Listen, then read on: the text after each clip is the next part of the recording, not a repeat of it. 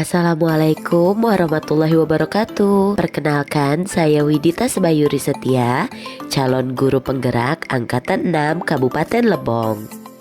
Kali ini saya akan memaparkan aksi nyata modul 1.4 Budaya Positif.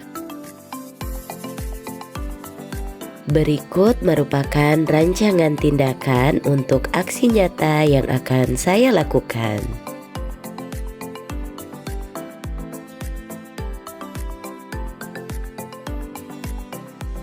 Berikut merupakan implementasi konsep inti budaya positif yang telah saya lakukan.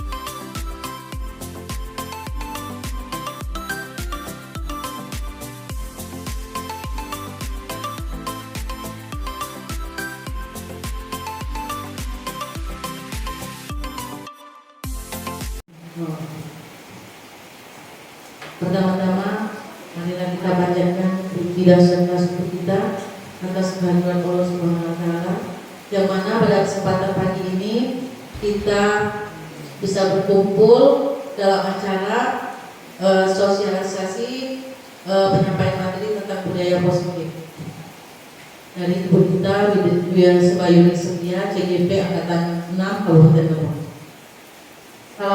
Salam tak lupa pula kita sampaikan kepada junjungan kita Nabi besar Muhammad SAW. Berkat perjalanan beliaulah kita bisa merasakan situasi dan kondisi seperti yang sekarang ini, dan di yaumil akhir nanti kita bisa mendapatkan syafaatnya. Amin amin ya rabbal alamin. Bapak kepala sekolah yang saya hormati, serta Bapak Ibu Dewan Guru dan anak-anakku sekalian yang Ibu sayangi dan dirahmati oleh Allah Subhanahu wa Ta'ala. Pada kesempatan pagi ini, marilah kita buka acara ini dengan sama-sama membaca lafaz basmalah. Bismillahirrahmanirrahim. Acara yang kedua yaitu kata sambutan dari Bapak Kepala Sekolah SMP Negeri 14 kepada Bapak Psikolo MPD, kami persilakan.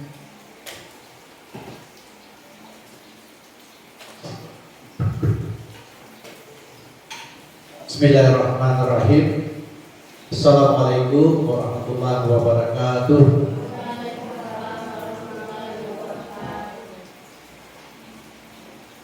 Yang saya hormati Ibu Wakil Kepala Sekolah SMP Negeri 14 Lebong, yang saya banggakan di sini narasumber kita Ibu Widita Sebayuri Setia sebagai CGP Angkatan 6 Kabupaten Lebong di tahun 2022. Yang saya banggakan rekan-rekan Bapak Ibu Dewan Guru yang telah hadir pada hari ini dalam rangka kegiatan sosialisasi menyebarkan pemahaman dan pengalaman penerapan budaya positif. Dan tentunya ini di satuan pendidikan dan ruang lingkup yang lebih detail ini akan dijelaskan oleh narasumber kita Ibu Widita Sebayuri. Dan tentunya anak-anak sekalian yang ikut berperan pada hari ini, ya Bapak saya, marilah kita selalu menyampaikan rasa syukur kita kehadirat Allah Subhanahu wa Ta'ala, sehingga kita pada hari ini walaupun cuacanya kurang mendukung, hujan, tapi tetap semangat untuk hadir di sini. Karena kesempatan dalam keadaan sehat ini tidak semua orang mendapatkan. Alhamdulillah kita hari ini dikaruniai kesempatan untuk hadir pada hari ini. Tentunya mari kita sampaikan juga salawat dan salam pada Nabi junjungan kita Nabi Muhammad Sallallahu Alaihi Wasallam. Bapak Ibu hadirin sekalian yang hadir pada hari ini, yang pertama saya mengucapkan terima kasih sedalam-dalamnya pada Ibu Widita bisa hadir dan bersedia menyampaikan materi berkenaan dengan menyebarkan pemahaman dan pengalaman penerapan budaya positif di SMP Negeri 14 Lebong ini. Terus terang saja,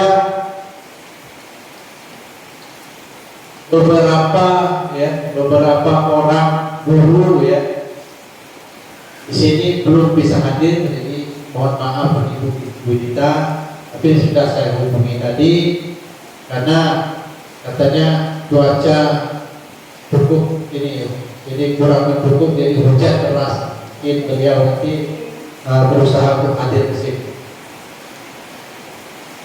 Kegiatan yang berkenaan dengan kurikulum merdeka itu sedang gencarnya disampaikan oleh Kementerian Pendidikan yang merupakan konsep global kita ini.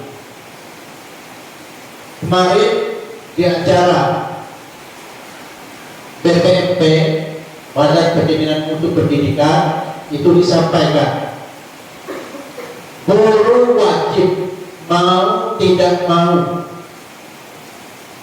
harus mengikuti konsep baru ini, karena kalau kita tidak mengikuti konsep baru ini tertinggal, kita akan tergilas.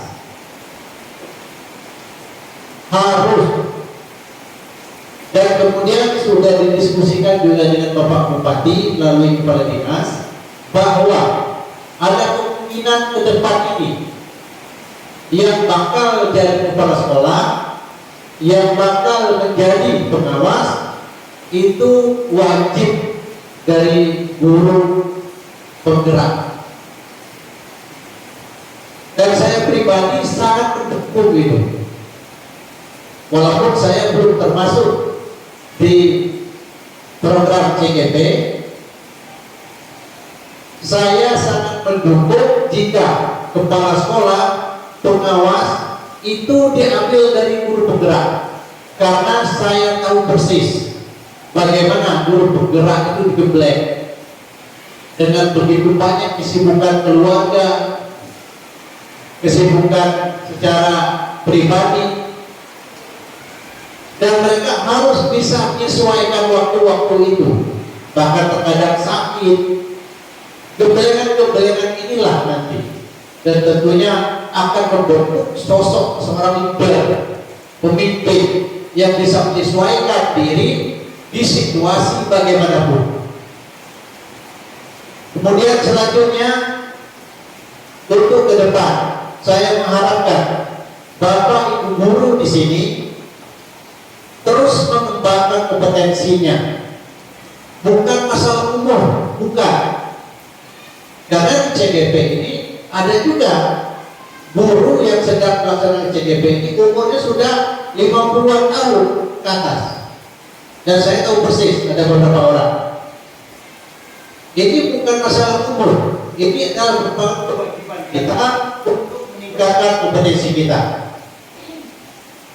Dan saya berharap dengan meningkatnya kompetensi kita tentunya akan mempunyai efek ke kesejahteraan kita, karena otomatis di kegiatan PPG dan sebagainya, kemudian ujian kompetensi, kemudian UKG dan sebagainya, tentu konsep-konsep ini akan diselipkan. Mari kita buat inovasi. Jangan pernah kita mengatakan belum saatnya, kapan lagi?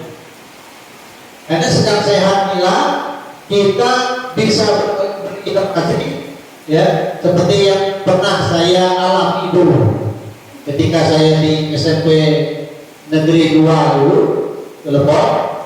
Ketika saya ingin membina karir remaja, mereka mengatakan, Pak, jangankan melaksanakan penelitian, baca tidak lulus gitu.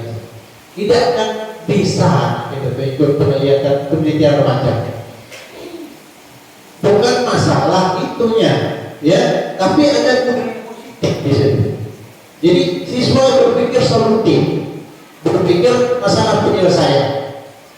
Dan saya sangat setuju sekali seperti yang disampaikan oleh Ibu Wilita tadi, untuk ke depan ini di semester genap ini mohon setiap wali kelas tanamkan budaya positif di setiap wali kelas.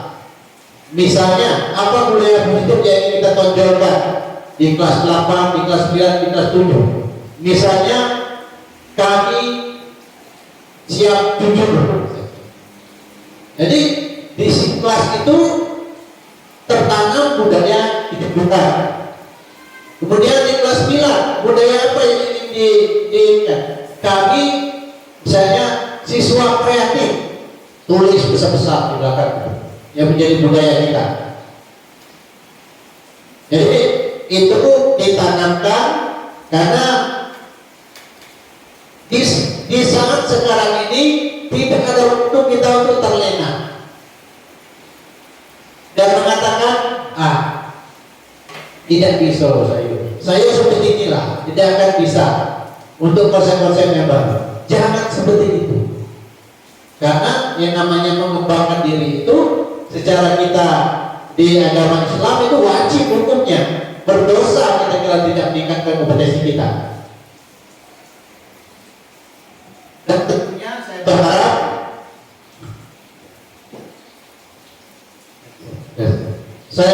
kepada Bapak Ibu guru yang mempunyai sedikit pengalaman, mohon dibantu di rekan-rekan kita, baik itu tentang PPG, baik itu tentang UKG.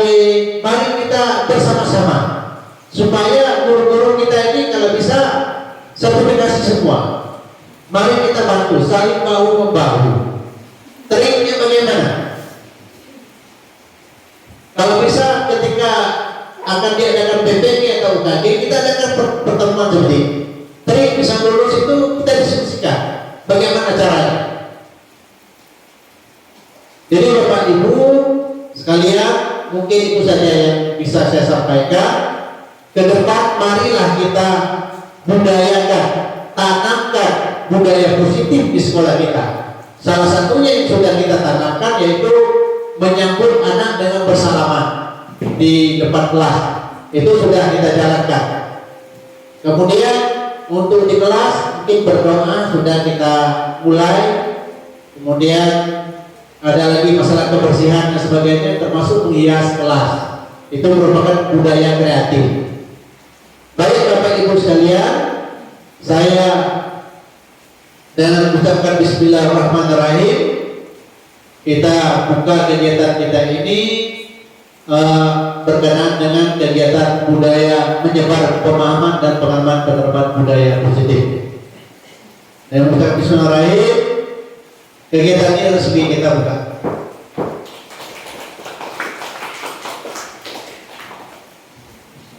Itu saja yang perlu saya sampaikan. Selamat mengikuti. Mohon semua kegiatan ini diikuti dengan maksimal. Semoga bermanfaat dengan kita. Wassalamualaikum warahmatullahi wabarakatuh. Terima kasih kepada Bapak Sekulo atas sambutannya. Baiklah, kita masuk acara yang ketiga, yaitu penyampaian materi tentang menyebarkan pemahaman dan pengalaman penerapan budaya positif yang akan disampaikan oleh Ibu Widita Sebayu-Rizkia. Kepada Ibu Widita, saya persilakan.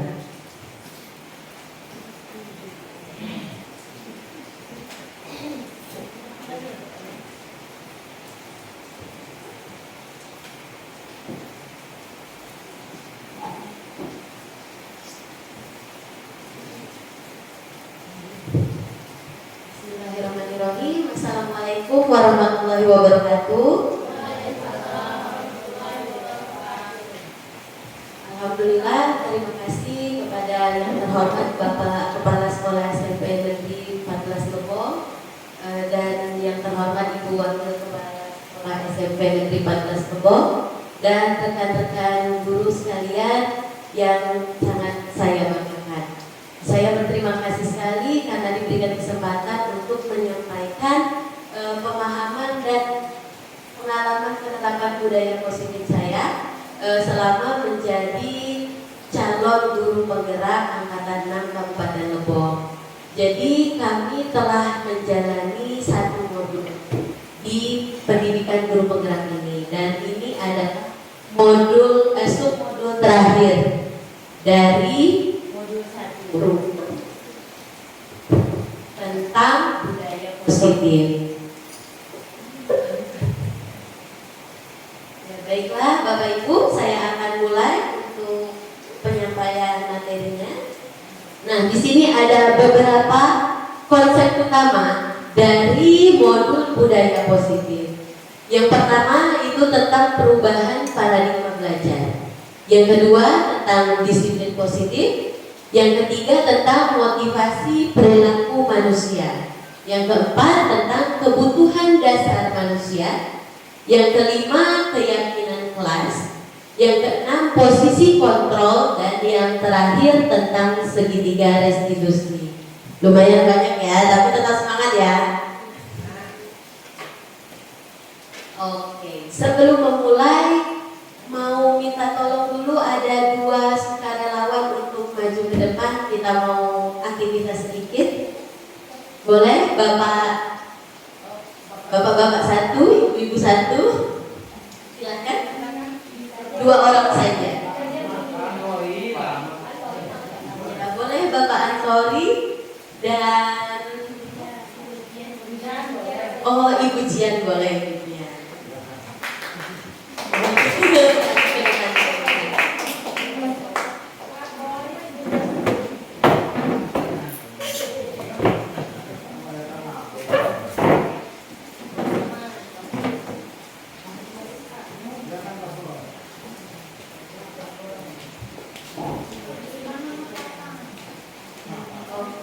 Nah, di sini ada si A dan si B.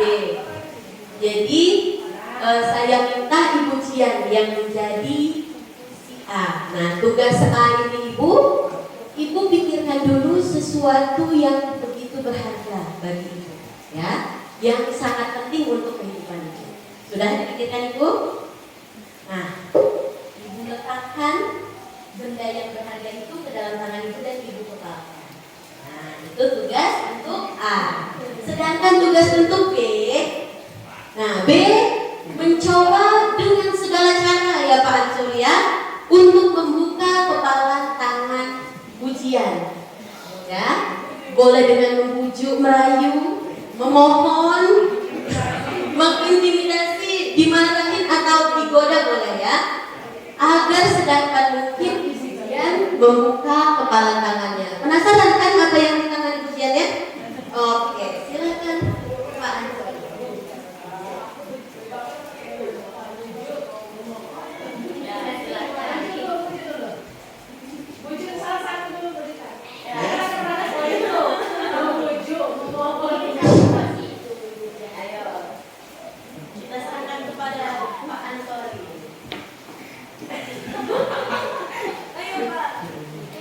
Ujian.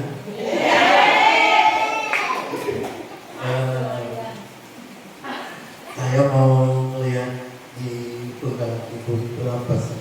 Tidak bisa Bapak. Kenapa tidak bisa Bu? Ini rahasia. Oh, rahasia ya.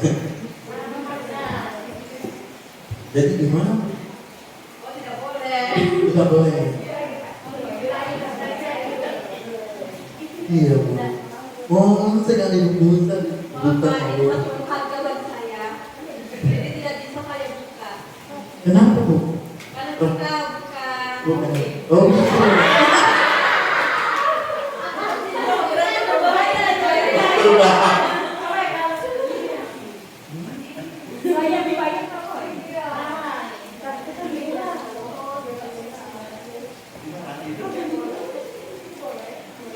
Ayo, cepat bukain. Tidak akan menyerahkan berharga untuk saya. Atau saya cerewet kamu?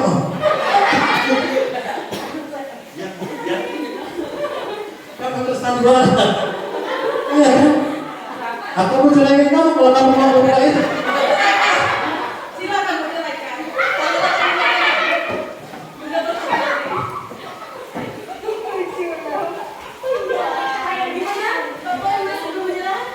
Belum mulai saya Bu.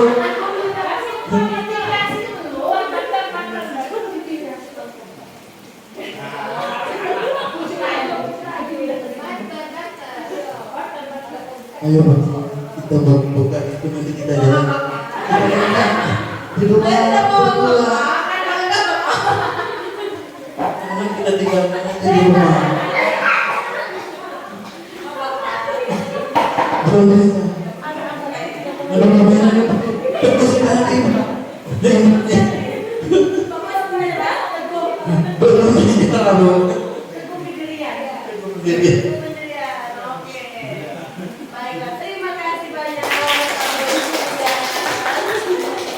Nah, kira-kira nih ada yang bisa menyimpulkan nggak dari kejadian tadi? Apa yang bisa kita pesan apa yang bisa kita ambil? Kira-kira ada yang mau mencoba menyampaikan? Oke, siap, silahkan. Yang melakukan ya. Baik, Assalamualaikum warahmatullahi wabarakatuh. Akan mengambil kesimpulan. Ternyata si A itu teguh dengan pendiriannya. Walaupun dimanapun kita coba dengan rayuan, yang ini masih tetap memegang teguh. Seperti itu. Nah, ada yang lain? Silahkan Ibu Yesi. Ya, terima kasih. Kalau menurut saya Yuda, kalau kita lihat dari contoh A dan B, kalau kita terapkan dengan siswa, kalau menurut saya banyak cara kita dalam mendekati anak atau memberikan pembelajaran kepada anak. Bisa dengan cara membujuk tadi, bisa dengan cara kita memohon atau mengintimasi, dan ada juga dengan mungkin dengan sesi dimarah-marahi sedikit seperti itu. Yang jelas dalam pembelajaran itu bisa dilakukan dengan cara tersebut. Jadi berbagai cara bisa dilakukan untuk dalam pembelajaran seperti itu kita. Terima kasih. Ya, terima kasih banyak Ibu Yesi dan Pak Ansori, bagus sekali jawabannya. Ya, jadi kita lihat ya dengan segala cara yang dilakukan Pak Ansori tadi, ternyata pujiannya masih tetap teguh dengan pendiriannya. Jadi kita bisa lihat siapa yang memegang kendali atas tangannya pujian. Apakah Pak Ansori atau pujian? Di pujian. Ya. Jadi yang bisa memegang kontrol atas diri kita sendiri itu hanya diri kita. Mau orang lain berusaha membujuk, memohon, bahkan mencaci maki dan menggoda-goda saja, tapi tetap saja kalau ibu yang tidak mengizinkan, itu kita tidak akan bisa mendapatkan apa yang kita inginkan. Nah, coba pujian kira-kira tadi apa sih yang berharga itu?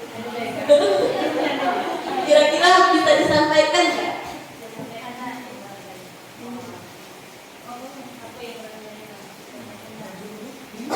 Masih tidak bisa, tidak apa-apa Bu kalau tidak bisa. Nah, itu tetap menunjukkan ya kalau memang kontrol diri itu ada pada diri kita sendiri. Nah, di sini karena dari fenomena tersebut ya, Dr. William Gleiser itu ya dalam awalnya itu adalah control theory tapi berkembang menjadi choice theory. Dia meluruskan beberapa miskonsepsi tentang kontrol. Jadi itu salah satunya tadi, bahwa benar kata Ibu Yesi ya, kalau kita bisa mengajar anak itu dengan membujuk, merayu ya, ternyata anak itu nurut. Oh, berarti kita bisa mengontrol anak. Tapi ternyata itu hanya ilusi. Seolah-olah kita bisa mengontrol anak tersebut. Padahal yang sebenarnya yang mengizinkan dirinya dikontrol oleh kita, karena mereka merasa bahwa apa yang kita berikan, apa yang kita lakukan itu bermanfaat bagi mereka sebagai kebutuhan dasarnya. Nah, maka dari itu seolah-olah kita mengontrol anak, padahal anak itu yang mengizinkan dirinya untuk dikontrol. Itu ilusi yang pertama yang diluruskan oleh Dr. William Glaser. Selanjutnya, nah, ini ada ilusi bahwa semua penguatan positif itu efektif dan bermanfaat. Kita tahu, kita sering ya melakukan penguatan positif ya, seperti yang paling minim tangan. Oh, bagus sekali nak, dipuji seperti itu ya, diberi hadiah, diberi penghargaan seperti itu. Nah, tapi ternyata penguatan positif seperti itu dalam jangka waktu tertentu itu bisa disadari oleh anak murid ya, dan mereka bahkan ada yang menolak penguatan positif, nggak mau lagi dibujuk kalau sudah tidak diberi hadiah misalnya ya. Nah, bisa jadi murid itu juga tergantung, kalau tidak dikasih hadiah aku tidak mau ya, bisa jadi seperti itu. Jadi ada plus minusnya ternyata melakukan penguatan positif. Oke, yang ketiga itu ilusi bahwa kritik dan membuat orang merasa bersalah dapat menguatkan karakter. Biasanya katanya ada kritik yang membangun ya. Nah, ternyata menggunakan kritik dan rasa bersalah untuk mengontrol murid itu membuat mereka merasa buruk tentang diri mereka.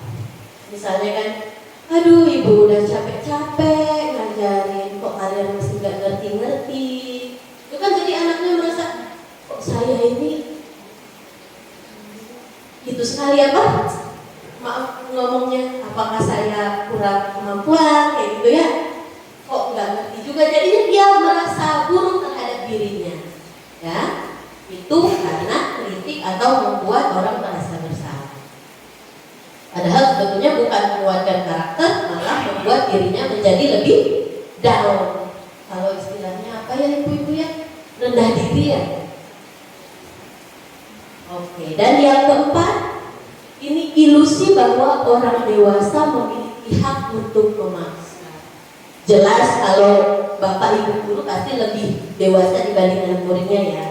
Nah, tetapi walaupun kita merasa bahwa memiliki tanggung jawab membuat anak-anak itu melakukan hal tertentu, misalnya mereka harus belajar, mereka harus bisa menggambar, mereka harus rajin seperti itu, tetapi ternyata perilaku memaksa itu tidak akan efektif untuk jangka waktu panjang dan bisa membuat sebuah hubungan permusuhan ya, kalau memang tidak sesuai dengan yang diinginkan oleh anak-anak kita.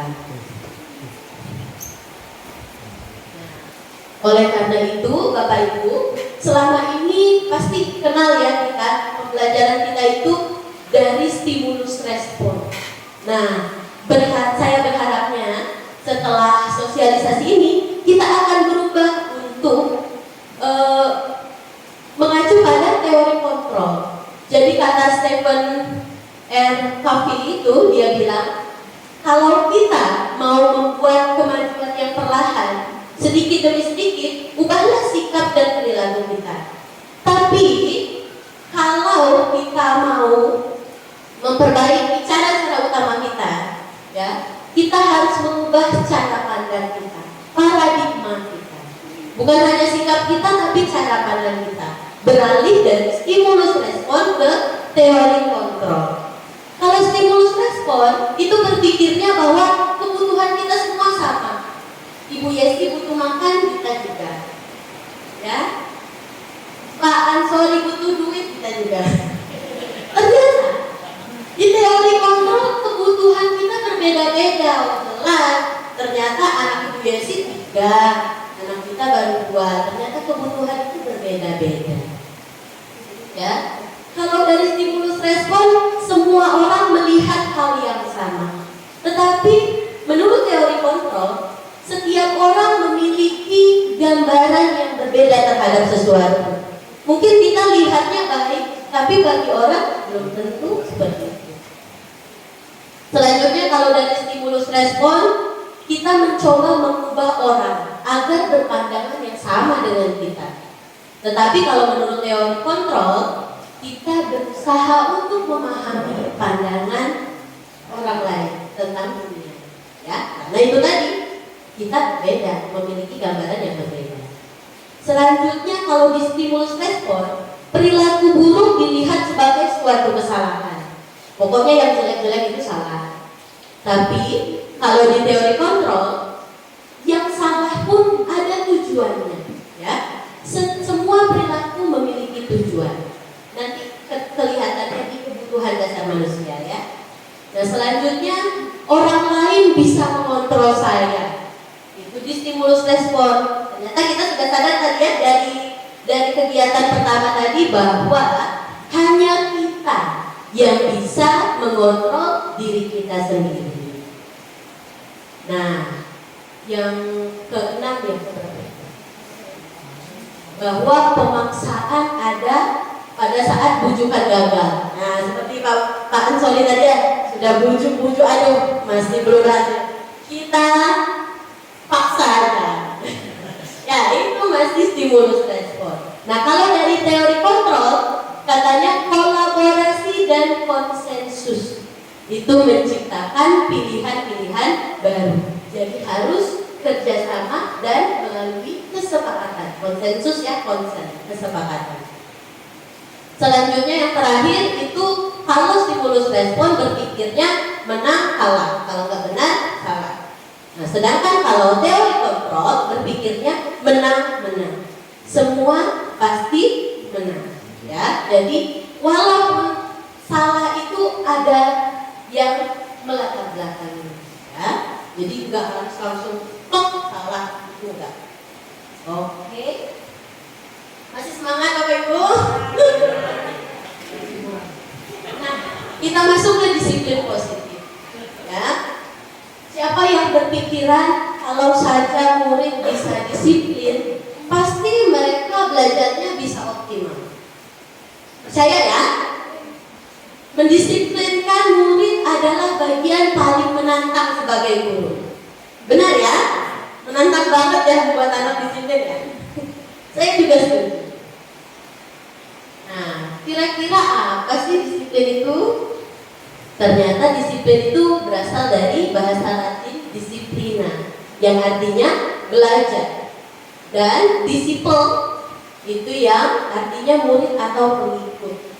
Kalau kita dengar kata disiplin, pasti jatuhnya mematuhi peraturan, ya. Takut ada hukuman. Disiplin itu identiknya ke yang condong ke yang negatif, padahal artinya aja bagus, belajar, ya, dan murid atau pengikut. Jadi kalau kita mau jadi pengikut, penganut, kita harus tahu betul ajaran apa yang kita ikuti. Sama seperti anak-anak, kalau murid-murid ingin mengikuti ajaran gurunya, ya mereka harus paham betul apa sih yang diajarkan oleh guru itu. Nah, seperti itu. Jadi Ki Hajar Dewantara itu menyatakan bahwa, ya, dalam mencapai kemerdekaan, jadi memang untuk modul 1 ini, terutama modul 1.1, itu kita pembelajaran kita itu Bapak Ibu harus berpihak pada murid agar mereka merasakan kemerdekaan dalam belajar secara lahir dan batin. Nah, untuk itu, untuk menciptakan murid yang merdeka, maka syarat utamanya adalah harus ada disiplin yang kuat. Ya, disiplin yang dimaksud adalah disiplin diri dari murid-murid itu, ya, sehingga mereka memiliki motivasi internal, motivasi yang berasal dari dalam dirinya, ya. Dia sadar, oh saya harus belajar, saya mau jadi dokter, saya mau jadi guru, saya perlu belajar, itu kebutuhan saya, itu yang kita inginkan. Mereka punya motivasi internal.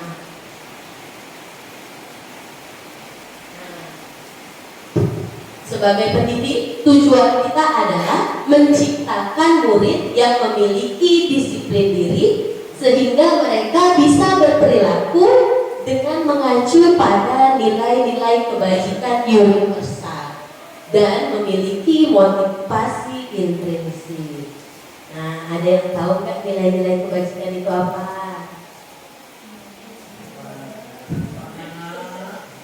Ya, ini dia. Nilai kebajikan itu adalah nilai atau prinsip mulia yang dianut seseorang. Ya. Nilai ini merupakan payung besar dari sikap dan perilaku kita. Berarti dia yang mendasari perilaku kita, fondasi dari perilaku. Ya, itu adalah nilai kebajikan. Nah, nilai kebajikan ini banyak sekali ya Bapak Ibu. Tapi kalau untuk kita sekarang ini, terutama untuk kurikulum merdeka, itu nilai kebajikan yang ingin dicapai oleh setiap anak Indonesia itu kita kenal dengan profil pelajar Pancasila. Ya, jadi mereka akan menjadi pembelajar sepanjang hayat dengan memiliki karakter profil pelajar Pancasila. Ada 6 ya, masih ingat? Yang pertama itu bertakwa kepada Tuhan Yang Maha Esa, beriman, bertakwa kepada Tuhan Yang Maha Esa, dan berakhlak mulia. Yang kedua karakternya itu adalah bergotong royong. Yang ketiga mandiri. Ada 3 karakter. Kompetensinya juga ada 3. Yang pertama berkebinekaan global, bernalar kritis, dan kreatif. Ya, ada 6 untuk profil pelajar Pancasila. Nah, tadi sudah disinggung sedikit bahwa ada 3 motivasi perilaku manusia. Tadi ada penguatan positif itu di nomor 2. Yang pertama itu seseorang motivasinya untuk menghindari ketidaknyamanan atau hukuman. Ada nggak dari Bapak Ibu yang memiliki motivasi ini? Ya, jadi seseorang yang memiliki motivasi ini, dia akan bertanya-tanya, kalau saya tidak melakukan ini, apa dampaknya bagi saya? Sama seperti anak-anak, kalau saya tidak masuk sekolah, apa dampaknya? Itu di menghindari ketidaknyamanan atau hukuman. Bisa jadi dibilang bolos, aduh nanti dipanggil orang tua ke sekolah. Nah, mereka menghindari itu. Berarti motivasinya masih di nomor 1. Nah, nomor 2 untuk mendapatkan imbalan atau penghargaan dari orang lain. Misalnya di pelajaran IPA kalau jawab soal 10 dapat poin plus-plus misalnya. Ketika saya lupa, saya tidak memberikan poin plus-plus, apa akibatnya bagi anak-anak? Iya, gak semangat lagi, malah jangan-jangan gak dikerjakan. Nah, itu berarti motivasinya masih ada di nomor 2. Dia mau mendapatkan imbalan atau penghargaan dari orang lain. Penghargaan ini bisa pengakuan, pujian, hadiah, ya, macam-macam. Nah, yang kita inginkan dari murid-murid kita adalah menuju pada motivasi yang nomor 3, ya, untuk menjadi orang yang mereka inginkan dan menghargai diri sendiri dengan nilai-nilai yang mereka percaya. Oh, saya itu harus belajar karena itu kebutuhan saya. Ya. Saya belajar karena saya ingin ini, ya, untuk masa depannya. Bukan ingin dipuji ibu ini, ingin dapat hadiah ini, bukan. Ya. Tapi memang dari dirinya sendiri. Nomor 3 itu adalah motivasi intrinsik dari dalam. Nah, di sini biasanya memang di sekolah pasti ada peraturan atau keyakinan sekolah ya. Nah, di sini yang mau kita luruskan untuk bagaimana dalam menjalani peraturan itu pasti ada pelanggaran. Nah, bagaimana kita menyikapinya? Biasanya yang paling pertama dilakukan adalah hukuman. Ya, apa sih hukuman itu? Oke, nah hukuman ini sifatnya tidak terencana atau tiba-tiba. Jadi guru yang memberikan hukuman dan anak hanya menerima. Dia tidak tahu menahu sebelumnya. Misalnya, oh kamu tidak pakai sepatu warna hitam. sekarang copot sepatu kamu, taruh di ruang guru. Kamu akan, apa bahasanya, nyengker ya, tidak usah pakai sepatu selama belajar. Otomatis anak itu mereka akan merasa pasti pertama tidak nyaman, terus ada yang malu mungkin ya. Nah, itu karena sifatnya tidak terencana, tidak tiba-tiba. Anak itu tidak tahu kalau saya tidak pakai sepatu warna hitam, ternyata sepatu saya dilepas, dia tidak tahu. Belum ada kesepakatan sebelumnya. Itu bedanya hukuman.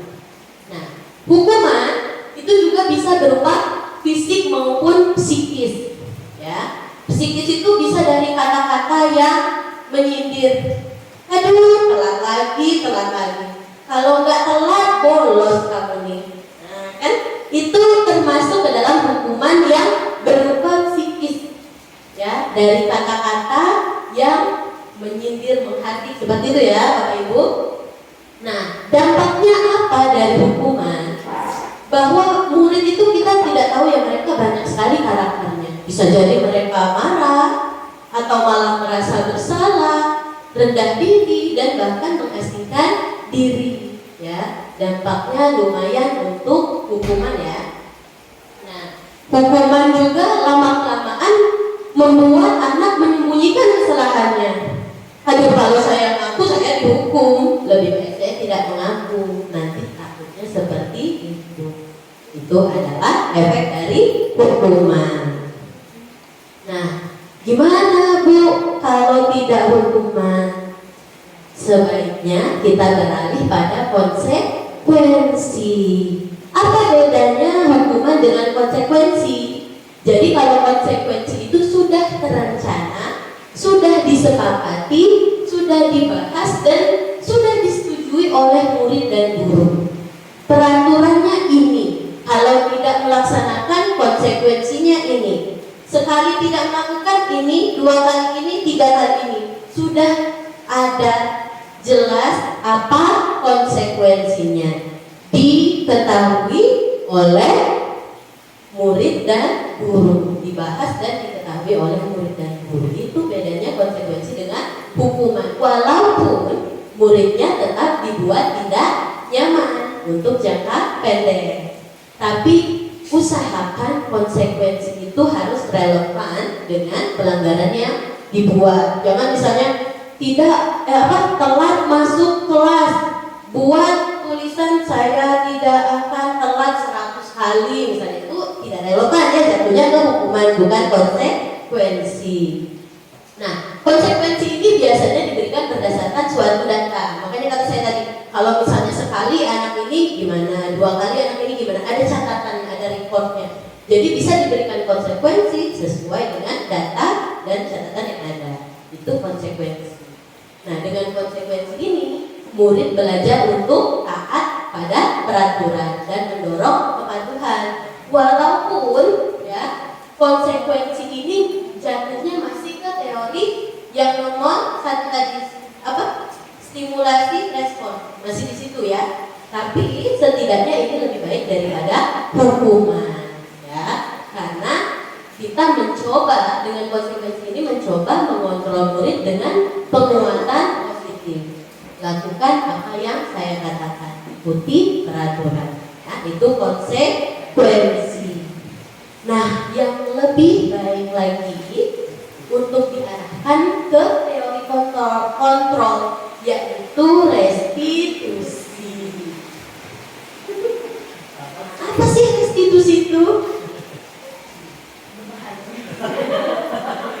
Restitusi itu adalah proses kolaboratif yang mengajarkan murid untuk mencari solusi atas masalah mereka dan membantu mereka berpikir tentang orang seperti apa yang mereka inginkan ya.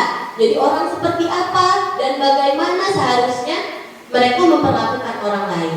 Itu adalah tujuan dari restitusi ya. Restitusi ini bisa menguatkan murid dalam jangka waktu panjang ya, masalahnya bisa terpecahkan dan murid bisa bertanggung jawab untuk perilakunya. Nah, ini tadi untuk menimbulkan disiplin dirinya, bertanggung jawab atas perilakunya.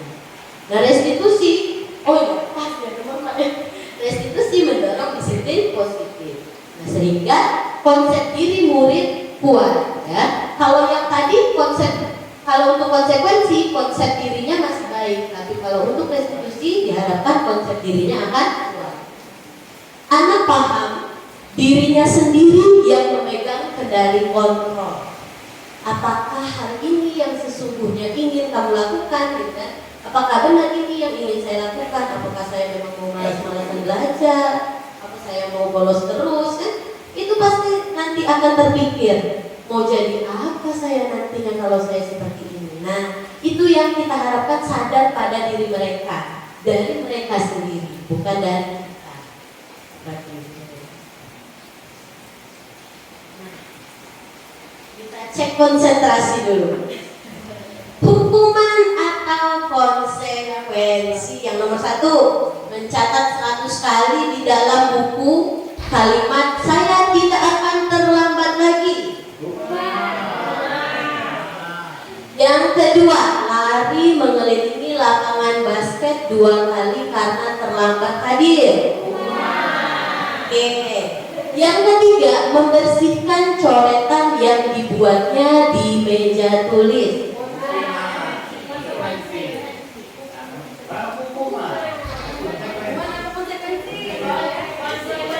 Iya, konsekuensinya dia bertanggung jawab atas perilakunya, tapi ya itu tadi dia tetap dibuat tidak nyaman. Oh, saya harus beli cat nih. Ya. Yang keempat, murid diminta untuk push up 15 kali karena tidak menggunakan masker. Hukuman. Menggantikan kertas tugas teman yang telah dia coret-coret. Oke, sip. Berjemur di lapangan basket jam 12 siang karena ngobrol dengan teman. Berarti kita sudah paham betul ya hukuman dan konsekuensi. Alhamdulillah. Nah, sekarang masuk ke kebutuhan dasar manusia. Nah, tadi kan kata teori kontrol, mau dia benar, mau dia salah, perilaku manusia itu pasti ada tujuan tertentu, ya. Semua yang kita lakukan adalah usaha terbaik kita untuk mendapatkan apa yang kita inginkan, ya. Jadi ketika seorang murid melakukan suatu perbuatan yang bertentangan dengan nilai-nilai kebajikan atau melanggar peraturan, itu sebenarnya karena mereka gagal memenuhi kebutuhan dasar mereka. Kebutuhan dasar mereka belum terpenuhi dan mereka mencoba memenuhi kebutuhan itu. Ya, ada apa saja sih kebutuhan dasarnya? Ada 5. Yang pertama, bertahan hidup atau survival. Ini kalau di kehidupan nyata ini sering sekali, misalnya ada bapak-bapak yang nyuri Pampers ke Alfamart, ya. Ternyata pas diselidiki dia memerlukan Pampers itu untuk anaknya yang masih balita, sedangkan dia tidak memiliki uang. Atau misalnya ibu-ibu yang mencuri susu, ya. Karena itu tadi dia mencoba untuk memenuhi kebutuhan bertahan hidup. Kalau anak saya tidak minum susu, bisa kurang gizi, bahkan menyebabkan kematian, seperti itu ya. Jadi itu sebetulnya, walaupun caranya dengan melanggar peraturan. Nah, sama seperti anak murid juga. Oleh karena itu, kita harus mengidentifikasi nanti kebutuhan apa sih yang coba dia penuhi. Ya, jadi mungkin nanti bisa kita juga untuk berkolaborasi dengan orang tuanya, karena memang yang paling besar tanggung jawab serta pembentukan karakternya itu ya dari rumah. Ya, pertama lingkungan yang mereka temui sejak dari kecil, ya, orang tuanya dan lingkungan keluarganya. Nah, yang kedua ini kasih sayang dan rasa diterima, love and belonging. Jadi kalau misalnya mereka kurang kasih sayang itu kelihatan, pasti minta perhatian terus sama gurunya. Nah, itu biasanya karena mereka ingin memenuhi kebutuhan dari kasih sayang dan rasa diterima. Yang ketiga, kekuasaan atau power. Ini sering banget kelihatan kalau anak-anak ngebully satu sama lain. Ada satu berarti yang ngebully itu yang merasa bahwa dirinya itu lebih memiliki kuasa terhadap yang lain. Ya. Mungkin ada yang belakang-belakanginya, ternyata apa? Mungkin dia pernah direndahkan atau apa? Jadi dia memenuhi kekuasaan itu dengan cara yang tidak baik. Yang keempat, kebebasan atau freedom. Ini sering banget, mungkin dirasakan sama bapak ibu di sini. Bosan misalnya ya, aduh bosan di kelas, rasanya mau belajar di luar aja. Nah itu, apalagi kalau misalnya mereka jadi ribut-ribut kan, keliling-keliling kelas. Nah mungkin mereka itu ingin bebas dalam belajar, tidak yang seperti itu saja.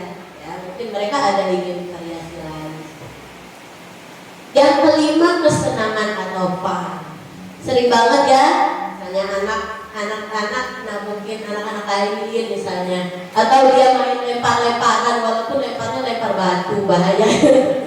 Karena kalau lempar kertas ini lempar batu. Nah siapa tahu mereka itu ternyata sedang mencoba memenuhi kebutuhannya dari kesenangannya atau fun, seperti itu. Jadi memang nanti untuk yang restitusi kita mencoba untuk mengidentifikasi kebutuhan apa yang mereka coba untuk penuhi ya dari melanggar peraturan. Nah, inilah pentingnya membuat keyakinan kelas. Ya. Jadi seseorang itu akan lebih tergerak dan bersemangat untuk menjalankan keyakinannya dibandingkan hanya sekedar mengikuti serangkaian peraturan, ya. Nah, apa sih keyakinan kelas itu? Keyakinan kelas ini merupakan hasil kesepakatan bersama antara guru dan murid yang berisi komitmen akan diterapkan bersama dalam proses pembelajaran. Nah, kegiatan ini akan menumbuhkan disiplin positif yang berasal dari diri mereka sendiri atau motivasi intrinsik, karena mereka akan merasa dihargai dan ikut berperan dengan mencurahkan pendapat mereka sendiri. Nah, jadi tujuan dari keyakinan kelas ini kita bersama-sama mau menuju pada menciptakan pembelajaran yang berpihak pada murid, menumbuhkan komunikasi yang efektif antara guru dan murid, juga memunculkan keterlibatan murid dalam menentukan kelas yang mereka impikan dalam belajar. Ya. Maka dari itu ketika merancang keyakinan kelas, kebetulan ini saya telah melaksanakannya di kelas 9 kemarin, ya. Kita pertama itu menggali dulu, ya, kelas apa yang mereka impikan, dan mereka akan berkolaborasi untuk menentukan keyakinan kelas mereka sendiri, ya. Nah, ini proses-prosesnya dan terbentuklah keyakinan kelas 9. Iya, itu Ferdi yang paling belakang ya. Nah, ini keyakinan kelas yang kemarin dibuat. Itu ada saling menghormati dan menghargai orang lain, bergotong royong dan saling membantu, memiliki jiwa yang kreatif, kedisiplinan waktu, kebersihan dan kenyamanan kelas. Kira-kira apa sih fungsi dari keyakinan kelas ini? Jadi nanti, nah, ketika kita akan memposisikan diri kita perlu keyakinan kelas itu, ya. Nah, jadi Bapak Ibu, menurut Dr. William Lawson tadi bahwa posisi kontrol itu ada 5, ya. Posisi kontrol yang biasa dilakukan oleh guru dan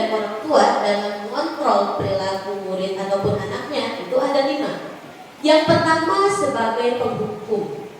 Nah, seorang penghukum ini bisa menggunakan hukuman fisik maupun verbal. Ya, dia senantiasa berpikir kalau sekolah ini perlu sistem, perlu peraturan, ya, biar anak murid itu lebih nurut, lebih taat, lebih patuh. Itu pikirannya si penghukum, karena dia berpatokan pada peraturan, ya. Jadi menurut dia cara dialah yang paling benar. Itu adalah guru atau orang tua yang memposisikan dirinya sebagai penghukum. Yang kedua adalah pembuat merasa bersalah. Nah, pada posisi ini biasanya guru akan bersuara lebih lembut. Ibu sangat kecewa sekali dengan kamu. Berapa kali ya Bapak harus memberitahu kamu? Gimana coba kalau orang tua kamu tahu kamu begini? Nah, itu ya, posisi pembuat merasa bersalah itu, murid akan memiliki penilaian diri yang buruk tentang diri mereka, ya, seperti yang tadi ya, yang di teori kontrol tadi, ya. Mereka jadi merasa tidak berharga dan telah mengecewakan orang-orang yang disayanginya, ya. Jadi posisi ini bukannya untuk membangkitkan karakter yang lebih baik, tapi malah downgrade, ya, malah jadi rendah diri. Nah, untuk yang ketiga, posisi kontrol, guru pada untuk posisi teman, ya, guru pada posisi teman ini dia tidak akan menyakiti muridnya, ya, dia akan tetap berupaya mengontrol dengan cara yang persuasif, membujuk dengan lembut, tentunya dengan baik, ya. Nah, tapi posisi teman ini pada guru bisa negatif, bisa positif. Positifnya, ya, terjalin hubungan yang baik antara guru dan murid. Tapi hal negatifnya apa? Ketika misalnya gurunya mengecewakan anak muridnya, misalnya anak muridnya yang dekat, yang dia sudah jadi teman kayak gitu kan, ternyata melakukan perbuatan salah dan tidak didukung sama gurunya karena jelas salah kan, akhirnya dia kecewa. Ternyata ibu tidak seperti yang saya harapkan, akhirnya malah menyebabkan permusuhan, pertengkaran. Itu negatifnya. Dan murid juga bisa tergantung pada guru tersebut, ya. Jadi kalau misalnya dia sukanya sama si ini, jadi kalau dia pembelajarannya sama ibu ini bagus, nurut, sama yang ibu yang lain beda lagi, karena bukan teman tadi, ya. Nah, itu negatifnya dari posisi teman. Nah, ciri-cirinya tuh kalau guru sebagai teman itu, ayo bantulah demi bapak ya, ayo nak belajar ya demi bapak kan sudah ngajar. Atau ayo ingat tidak bantuan bapak selama ini. Atau kalau misalnya melakukan kesalahan yang bisa ditolerir, ya sudah, kali ini tidak apa-apa, nanti ibu bantu bereskan. Nah, itu biasanya posisi guru sebagai teman yang dilakukan oleh gurunya, ya. Nah, kalau yang pertama penghukum tadi jelas itu identitas gagal, tidak menyebabkan disiplin pada anak. Sedangkan kalau teman, dia disiplin tapi bukan motivasi intrinsik, tapi motivasinya masih dari luar, dari orang lain. Nah, untuk pemantau, ya, pemantau ini juga disiplin positif, tapi masih motivasinya dari luar, ya. Karena apa? Kalau posisi pemantau, ya, namanya pemantau, ya, kayak Baywatch, dia bertanggung jawab atas perilaku orang-orang yang diawasinya, ya. Jadi dia memantau apakah anak itu sesuai dengan peraturan-peraturan atau tidak. Kalau sesuai, nah, kalau tidak sesuai, berarti harus ada konsekuensi yang diterima. Nah, jadi dengan menggunakan sanksi atau konsekuensi, pemantau ini lebih memisahkan hubungan pribadinya daripada yang teman tadi, ya. Jadi karena dia memberikan konsekuensi terhadap pelanggaran peraturan. Nah, jadi kalau misalnya pemantau melihat ada anak muridnya yang melanggar peraturannya, apa? Kamu tahu kan peraturannya menggunakan sepatu apa, menggunakan ikat pinggang apa. Apa yang telah kamu lakukan nih? Apakah dia bolos atau apa? Nah, kira-kira apa sanksi atau konsekuensinya? Nah, itu adalah pemantau. Masih berawal dari teori stimulus respon. Lakukan apa yang saya katakan, ya, lakukan apa yang saya inginkan. Nah, yang menunjukkan tanggung jawab guru dalam mengontrol murid. Jadi posisi apa yang paling bagus? Nomor 5 yang paling ideal. Ini adalah posisi manajer, ya, dalam melakukan kontrol. Manajer ini mengacu pada restitusi yang melatih anak untuk memiliki sikap disiplin yang positif, yaitu murid yang bertanggung jawab dan dapat menyelesaikan masalahnya sendiri. Ya. Di sini pendekatannya bukan pada kemampuan membuat konsekuensi, tetapi pada kolaborasi dengan murid untuk memperbaiki kesalahannya murid.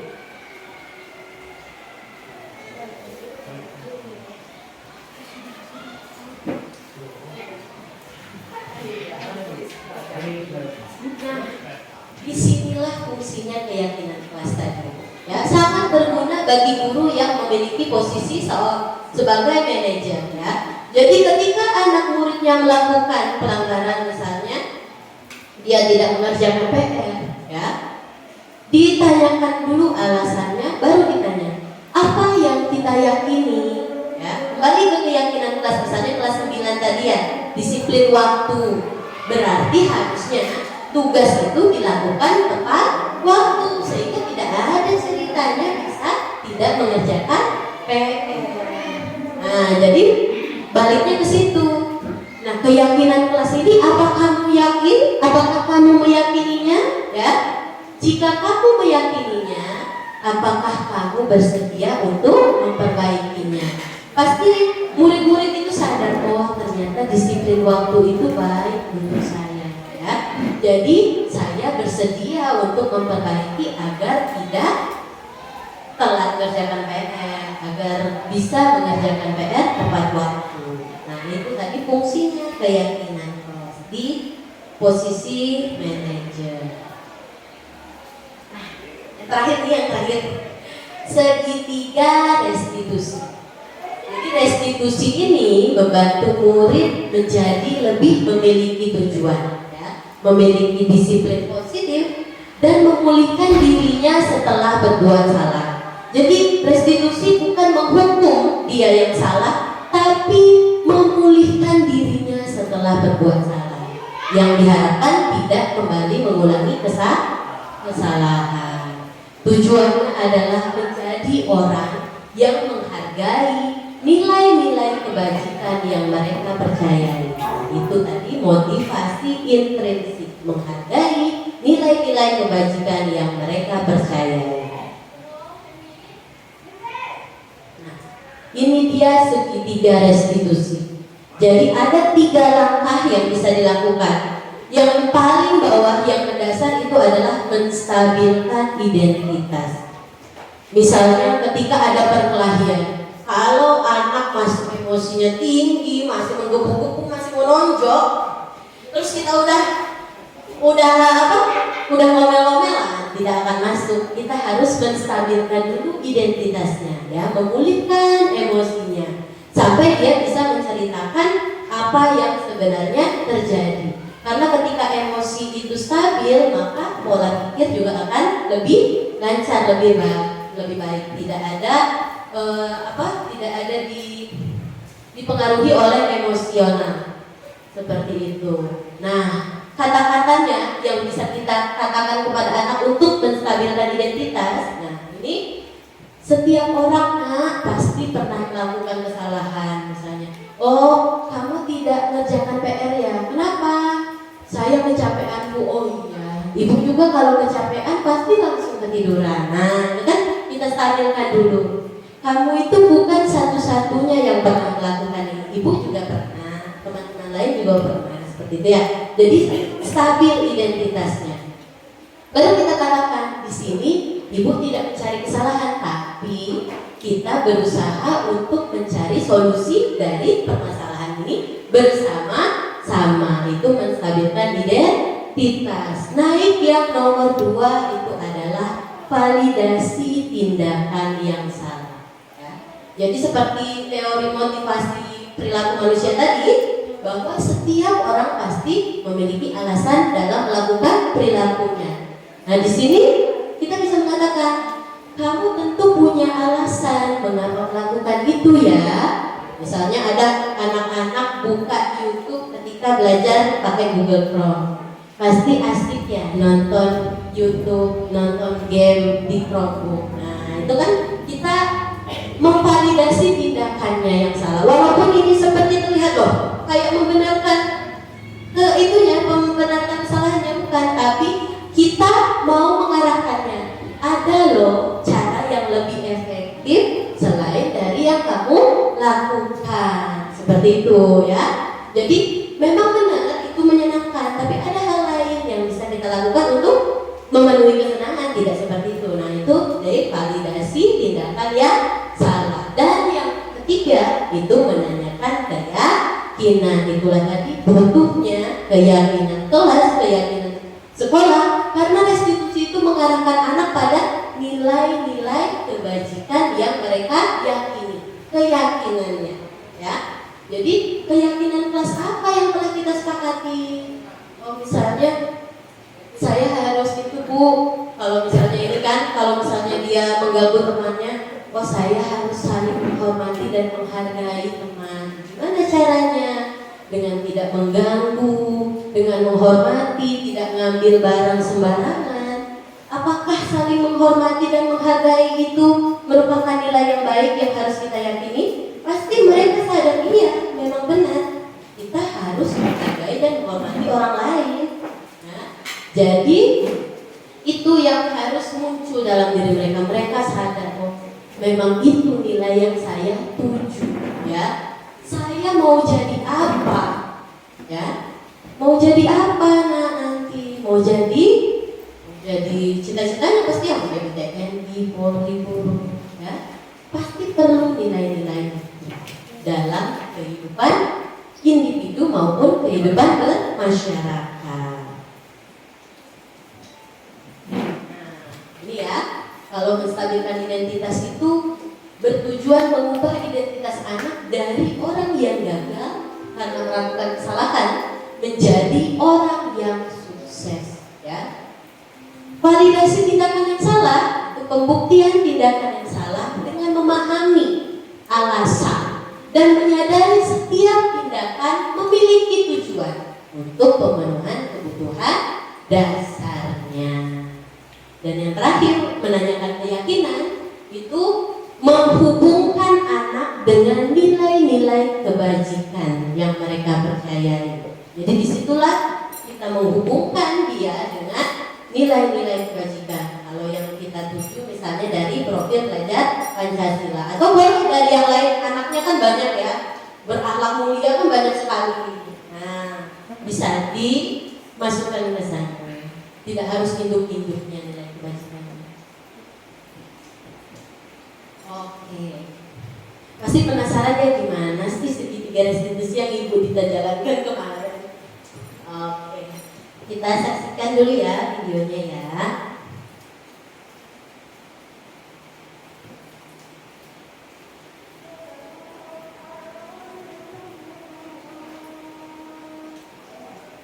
Assalamualaikum warahmatullahi wabarakatuh. Keyakinan sedang sibuk mengerjakan PR bahasa Inggris. Ada dua Atas kasus validasi tindakan yang salah dan menanyakan keyakinan.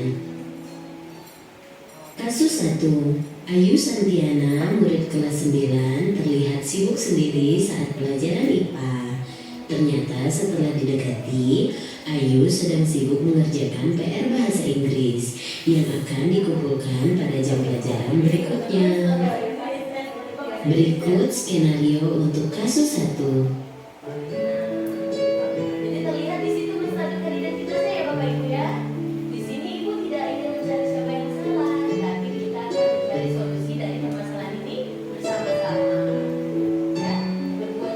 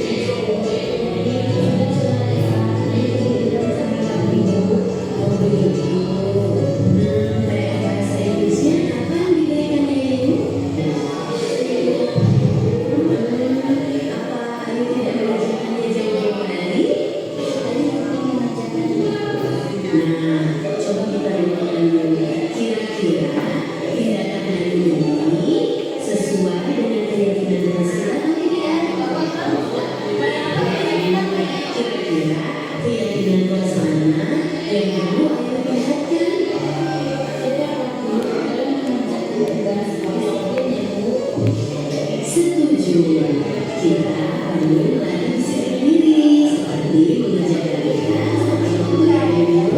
Nah, kira-kira ada keyakinan terus lain yang berkaitan dengan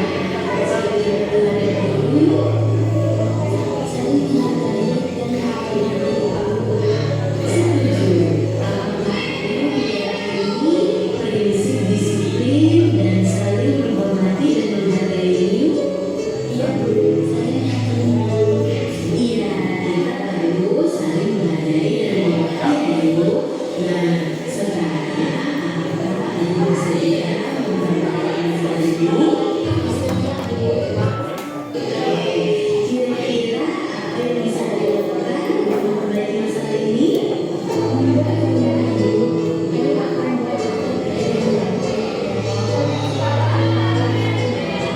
Bagus sekali, Ayu.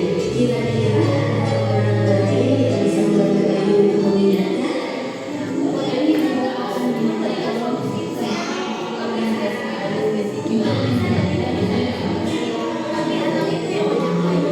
Bagus. Jadi Ayu perlu manajemen waktunya agar tidak mengerjakan PR sekolah lagi.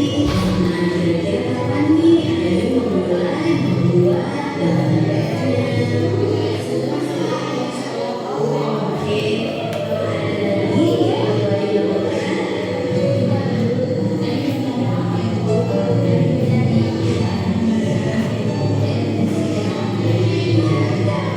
Terima kasih Ayu. Kasus 2. Murid-murid kelas 9 sedang belajar IPA secara berkelompok dengan menggunakan e-modul yang diakses melalui Chromebook sekolah. Namun anggota kelompok 2 terlihat kurang kondusif. Ternyata salah satu anggota kelompok yaitu Faizan menggunakan Chromebook untuk menonton YouTube. Ini skenario ya. Berikut skenario untuk kasus 2. Skenario itu. Kalau payus yo. Stabilkan identitasnya di situ ya. Tidak mencari siapa yang salah. Kita mau mencari solusi ini bersama-sama. Stabilkan. Solusinya kayu. Foundation-nya udah di depan tadi kan? Mimi, Nah, Mimi. menanyakan keyakinan Bawa ya. apa Apakah solusinya tindakan dia? ini sesuai dengan keyakinan kelas kita? Gak baca, tadi kasih tahu. Kalau lagi payus tidak pakai cari. Kalau kesalahannya apa melanggar Pak, lebih dari Pak. satu keyakinan kelas itu harus Kalau payus tidak bisa Bapak. Oke, Iya, Bapak kan sampai sering dia dari menyadari kan. oh ini Payus masih jalan dia jalan ini kan. Gitu lah.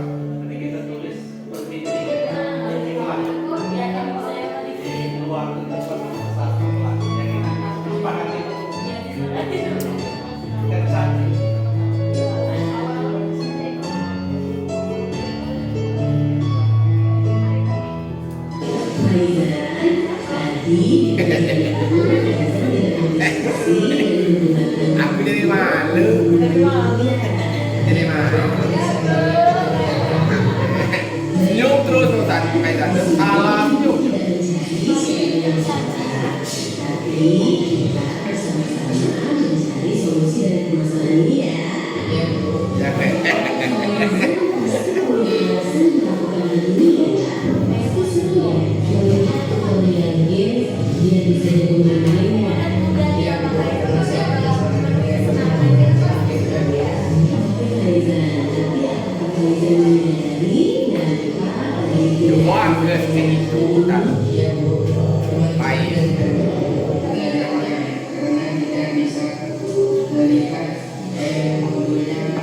Kalau begitu, siapa yang dirugikan? Apa yang tidak rugi?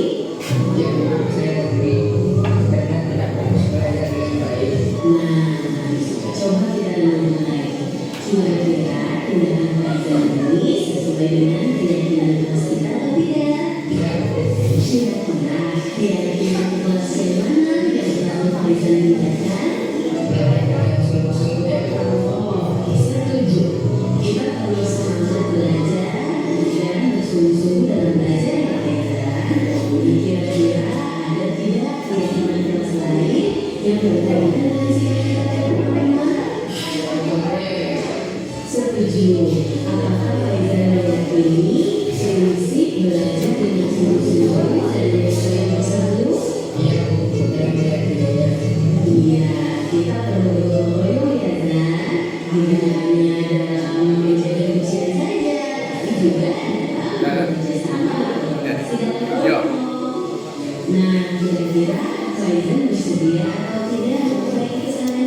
Manis juga ya.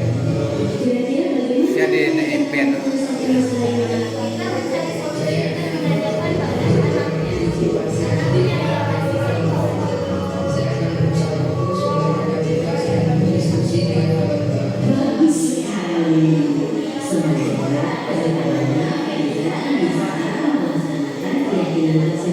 Kayak Pak Boy.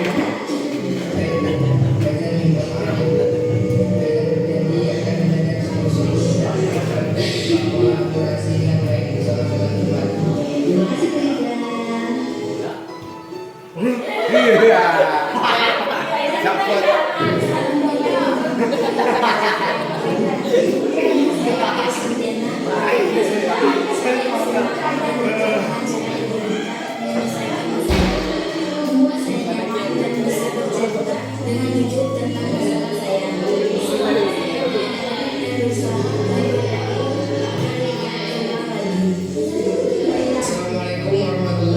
Faiza. Yusuf dari kelas 9. Saya merasa lega dan nyaman dengan cara penyelesaian masalah yang Ibu Rita lakukan, sehingga saya bisa menyadari dan berusaha memperbaiki kesalahan saya agar tidak Bacot. terulang. Bacot. Demikianlah demonstrasi kontekstual menjelaskan tentang penerapan segitiga restitusi. Nanti buat keyakinan kelas nanti dikerjakan di dinding. Keyakinan kelas ya. Ya itu tadi Bapak Ibu salah satu contoh dari segitiga Wah, restitusi ini yang apaan itu? saya terapkan ya. Apa? Jadi memang kita itu untuk membuat anak merasa merdeka dalam belajar, kita perlu membuat lingkungan yang aman dan nyaman ya. Salah satunya budaya positifnya dengan melakukan segitiga restitusi untuk mengatasi pelanggaran ataupun kesalahan anak-anak ya. Jadi tadi responnya ya, ternyata saya nyaman kalau ditanya seperti itu, saya jadi bisa jujur, saya jadi bisa mengatasi masalahnya ya, mencari solusi dari permasalahan tersebut. Dan itulah fungsi dari bagaimana kita mengusahakan untuk melakukan kegiatan-kegiatan positif agar menjadi kebiasaan atau budaya sehingga membentuk karakter baik pada murid. Kalau anak-anak dibiasakan saling menghargai dan menghormati dalam setiap kegiatannya, maka timbul karakternya sebagai orang yang berakhlak mulia. Masuk ke profil pelajar Pancasila. Itu yang kita harapkan dapat terwujud dari pembelajaran dan kegiatan yang kita lakukan di sekolah. Baik, sekian saya kembalikan kepada Ibu Moderator. Baiklah, terima kasih kepada Ibu Widita Sebayuri telah memberikan materi yang panjang dan apa namanya itu tentang berbagai macam tentang pendidikan kurikulum merdeka ini. Baiklah Bapak Ibu semuanya, untuk sesi yang pertama ini kita buka acaranya, yaitu sesi tanya jawab. Di sini kita buka untuk sesi satu ini 2 pertanyaan. Kira-kira Bapak Ibu yang mau bertanya, silakan pada Bapak Rahmat. Pertanyaan boxnya ya Pak. Baik, terima kasih Pak Widita. Setelah saya mengikuti apa yang diuraikan oleh Ibu Widita tadi, ada beberapa yang ingin saya sampaikan. Kalau bisa Ibu Widita tolong buka slide yang apa itu yang ilustrasi kontrol gitu. Yang apa, pendapat ahli itu dokter siapa?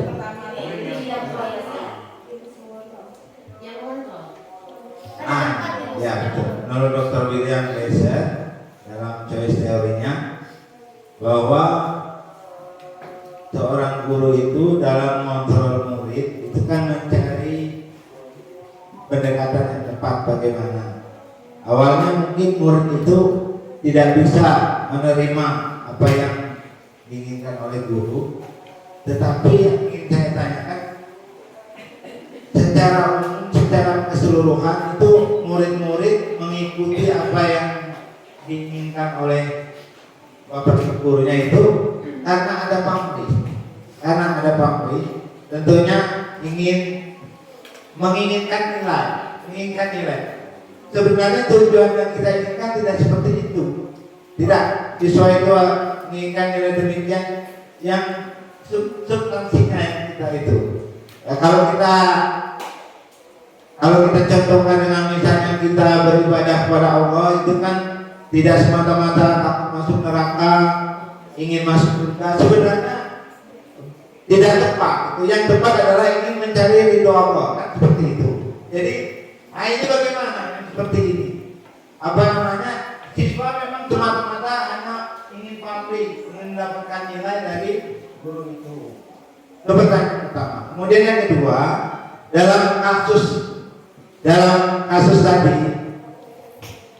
contoh kasus tadi, idealnya memang seperti itu, idealnya. Namun, kalau kita dapati siswa yang kolaboratif, ada feedback, kerjasama dengan kita, seandainya kan murid kita ini banyak berbagai karakter. Seandainya tidak ketemu murid yang seperti ayat Tiana dan Aina Yusuf, apa yang akan terjadi? Nah ini bagaimana tindakan yang kita lakukan? Mungkin itu saja. Terima kasih. Assalamualaikum warahmatullahi wabarakatuh. Terima kasih kepada Pak Rahmat. Pertanyaan selanjutnya, silakan, Azan. Bismillahirrahmanirrahim. Assalamualaikum warahmatullahi wabarakatuh. Salam media. Walaupun terlambat tapi sudah menyimak walaupun sedikit-sedikit sampai ke video. Mungkin ini pertanyaan saya cuma satu. Ini yang Pak Rahmat kan ada dua pertanyaan. Saya satu. Ini kan teori baik dari peneliti maupun yang kita temui. Jadi yang menjadi permasalahan ini yang saya rasakan ya dari yang penjelasan Ibu tadi, ini yang di tempat kita. Jadi ini teori yang sudah diberikan oleh Ibu Dita kepada kita Dewan Guru. Namun dalam hal ini yang perlu, yang paling ini ya, kira-kira mungkin berkaitan dengan pertanyaan Pak Rahmat yang kedua. Tadi sudah dicontohkan, tapi itu kan berbentuk skenario. Artinya ini bisa kita terapkan nantinya.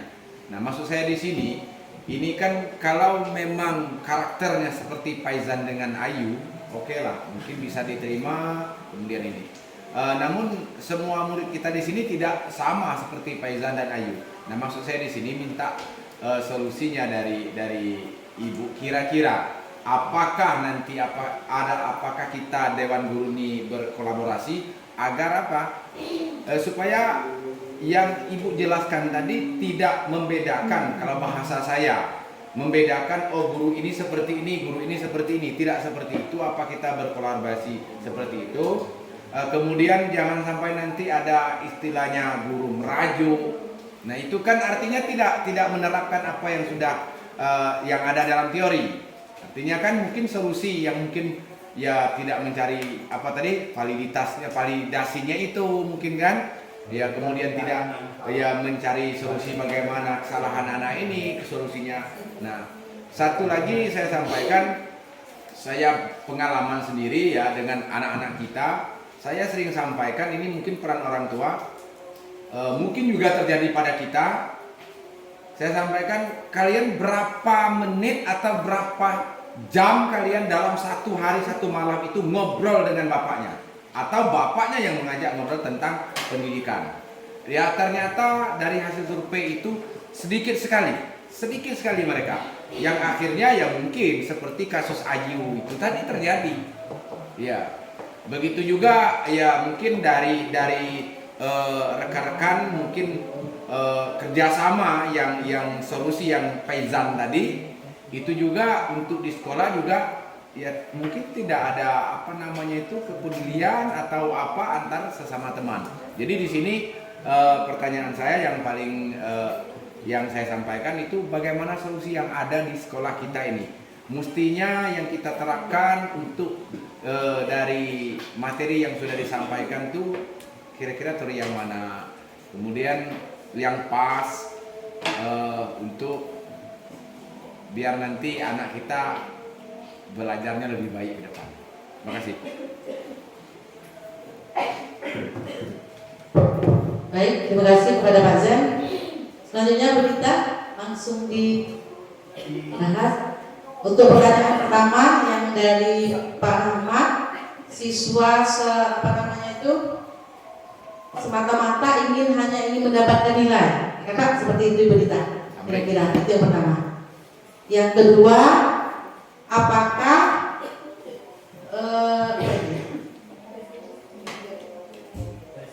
yang diterima? Ya Pak.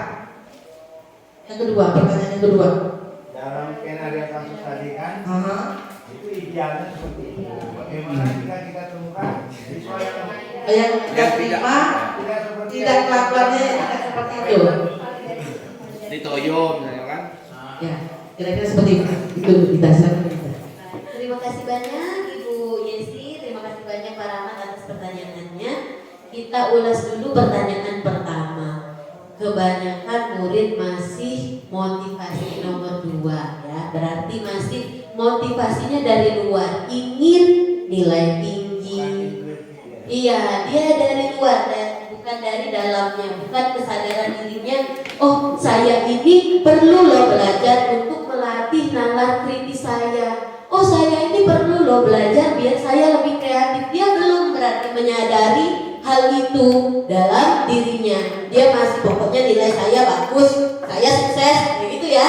Padahal ya anak-anak berarti belum menyadari kehidupan orang dewasa. Yang nilai itu tidak ada gunanya di kehidupan nyata. Yang perlu adalah skill, kemampuan, nilai-nilai kebajikan itu tadi.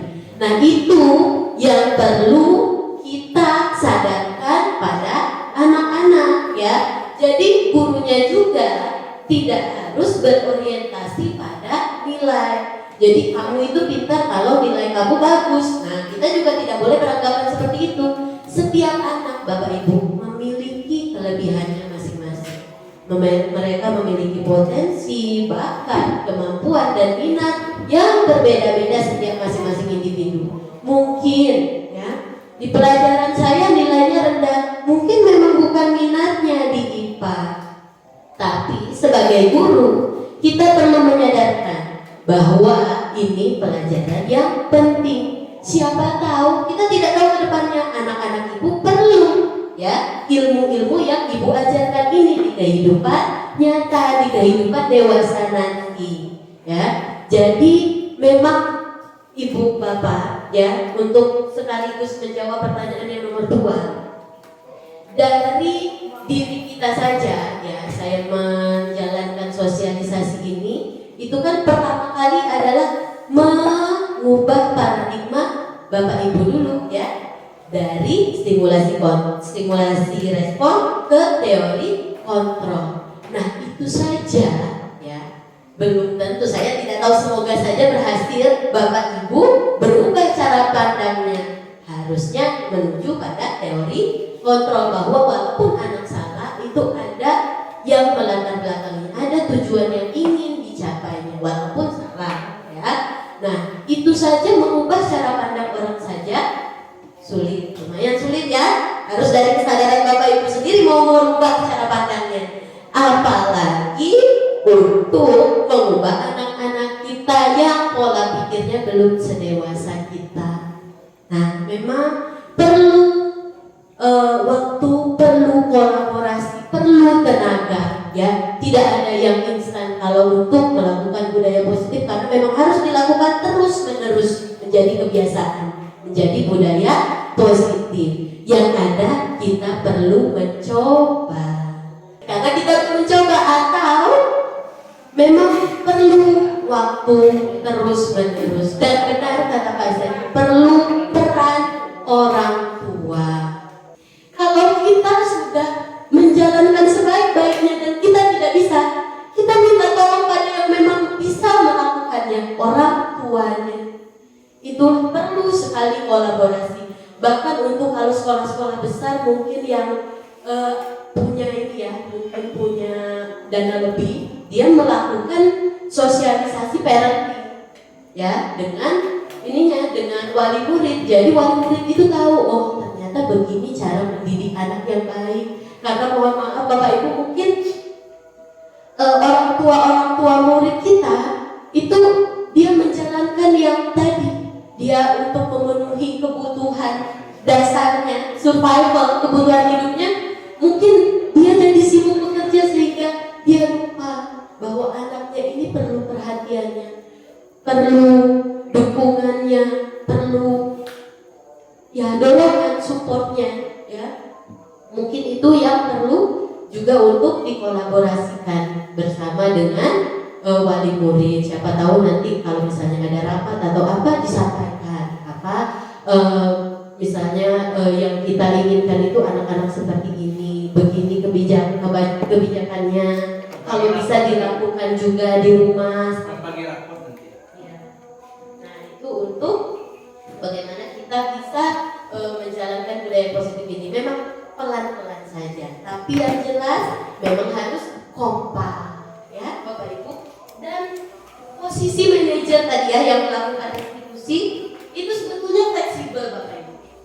Jadi ketika kita melihat kalau wah ini sudah tidak bisa dihandle, misalnya kan orang tua malah tidak menyadari kalau ternyata anaknya seperti ini, bisa kita beralih ke pemantau dengan memberikan konsekuensi. Ya, jadi itulah perlunya keyakinan kelas dan keyakinan sekolah dan peraturan dan konsekuensi itu. Ya, jadi kalau memang tidak bisa untuk direstitusi, kembali ke pemantau untuk diberikan konsekuensi dengan catatan konsekuensinya itu yang relevan, yang memang bertujuan agar anak bertanggung jawab atas perilakunya, seperti itu. Artinya memang dikembalikan kepada peran guru itu. Bagaimana karakter siswa yang kita hadapi kan? Kalau saya mengadari beberapa sekolah itu tantangan. Iya benar sekali Bapak. Tadi ya, kalau menumbuhkan disiplin itu merupakan hal yang paling menantang bagi kita ya.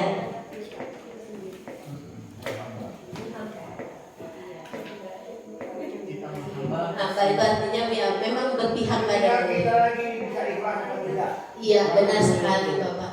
Menganggap anak seperti anak itu.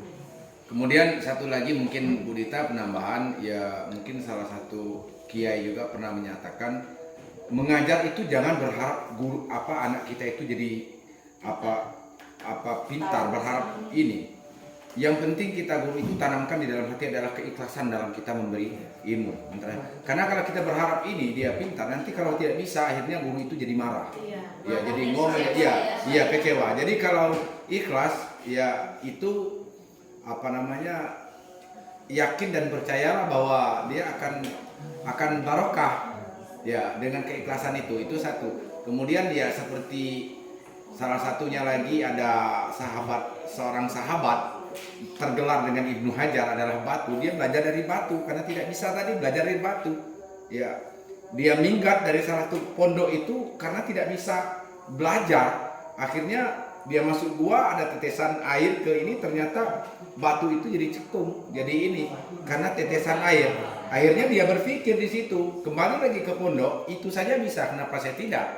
Nah, paling tidak hal-hal semacam itu juga perlu kita sampaikan kepada anak. Tapi betul saya lihat dengan kondisi sekarang itulah kita peran orang tua. Kita nggak usahlah ke orang tua murid, kita sendirilah saja dulu sebagai orang tua. Ya bagaimana kita menghadapi anak kita, berapa waktu yang kita luangkan. Seperti yang diceritakan Ibu tadi Ki Hajar Dewantara, ya terhadap anaknya. Ya kita tanyakan kepada diri kita, bagaimana ke anak kita, ya mungkin ya sadar atau tidak sadar kita yang kita nilai itu kan bukan hasil anak. Pas ini pembagian raport, tapi melihat, oh kamu ranking, oh nilai kamu, kan gitu.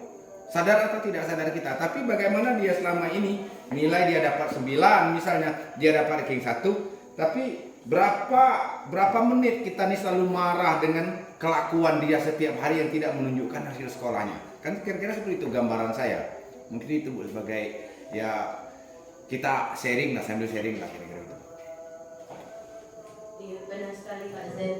Dan yang lebih penting itu tadi kita menumbuhkan motivasi intrinsiknya, biar dia sadar kalau ternyata yang kita usahakan untuk mereka lakukan itu memang baik untuk mereka, seperti itu. Oh, siap. Terima kasih Bu.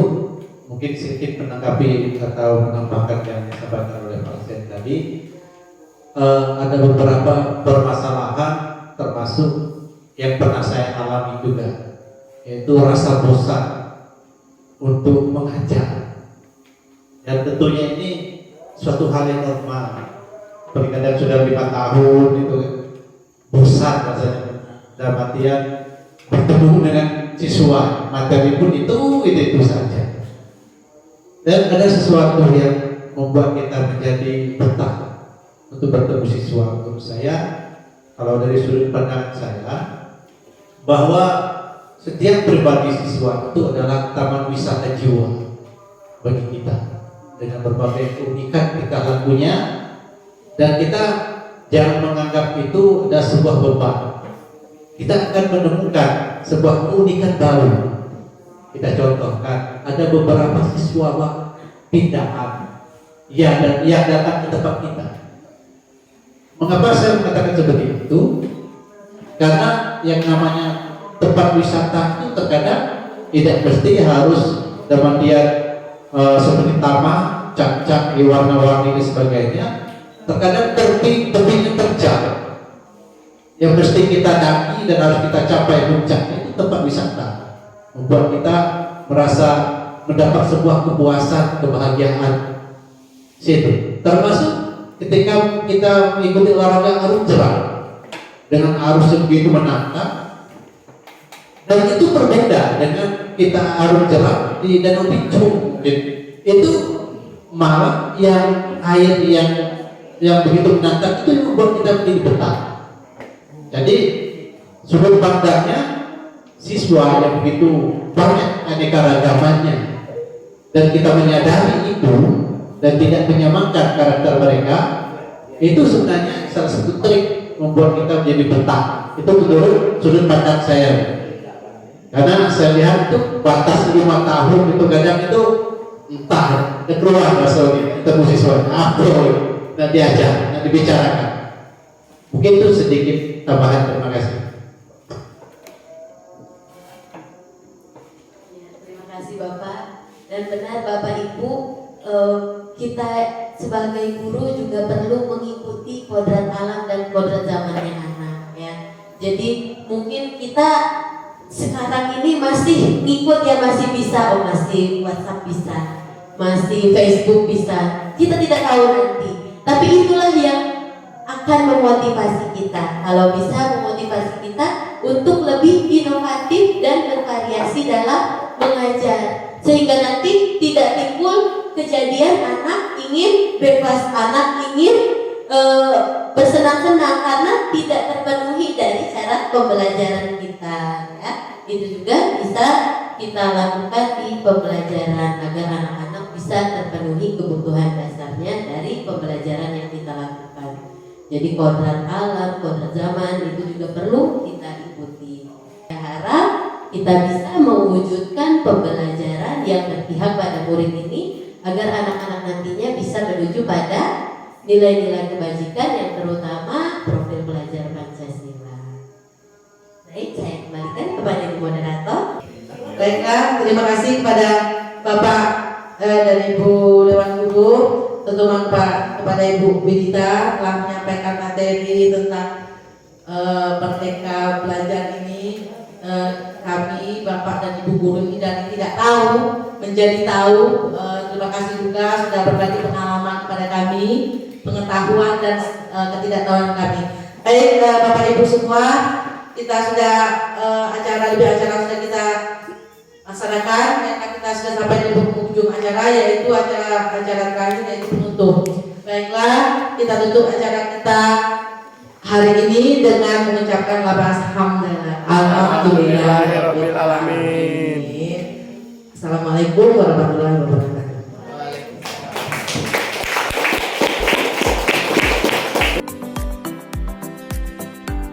Demikianlah aksi nyata modul 1.4 Budaya Positif. Terima kasih atas perhatiannya. Salam dan bahagia. Wassalamualaikum warahmatullahi wabarakatuh.